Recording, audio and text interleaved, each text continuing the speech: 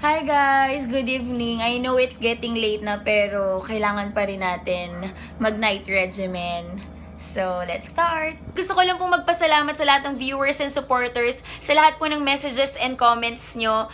Ayun po, may dalawa po akong napiling questions to answer and super thank you po. And the first question is from Jack Jose. Sa gabi lang po ba pwedeng i-apply ang Maxipil or pwede rin po sa umaga? Yung answer ko is, during nighttime lang talaga, yun yung recommend ko sa'yo. Kasi, walang dirt, walang sunlight, and hindi tayo exposed sa pollution. So, thank you! The second question is from May Quaresma Narvaez. Natural po ba na mahapdi siya? Yes po, it's part of exfoliation process ang site stinging. So, wag po kayong matakot kung mahapdi man po siya.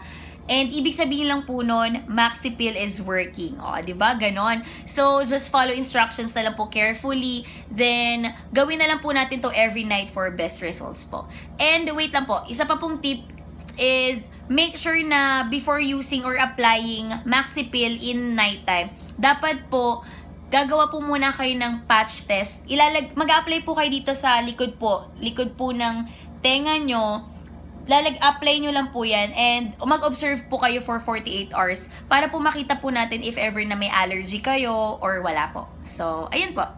Thank you so much sa lahat ng comments and messages nyo. Keep commenting and messaging us and nandito kami para sagutin lahat ng questions nyo. Guys, we're all in this together, di ba? This is my notes for night regimen and ito po yung calendar ko for Day 4. Kakatapos ko lang mag-wash ng face ko using our Maxipil facial wash. So, let's start.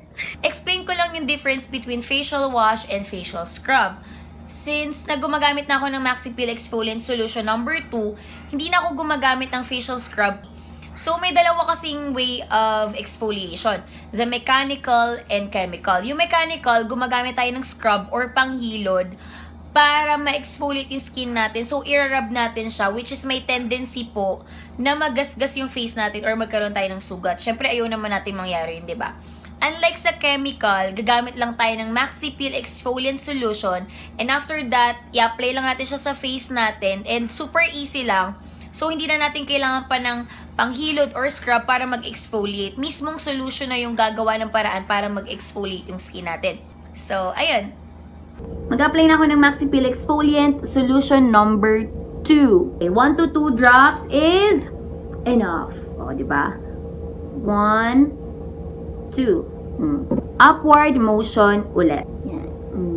Kung napapansin nyo guys, medyo red. Guys, nagpipil na siya, di ba? It means nag-work. So, wala tayong dapat ikatakot if ever man na nakikita natin yung changes compare nung day 1. Neck. Yan. And yung batok. So, yan.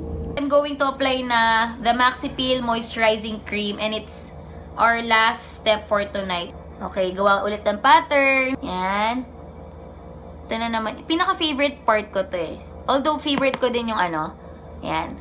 Yung Maxipil Exfoliant Solution number 2. Favorite ko to kasi super ang bango niya, tapos ang dali pang matuyo.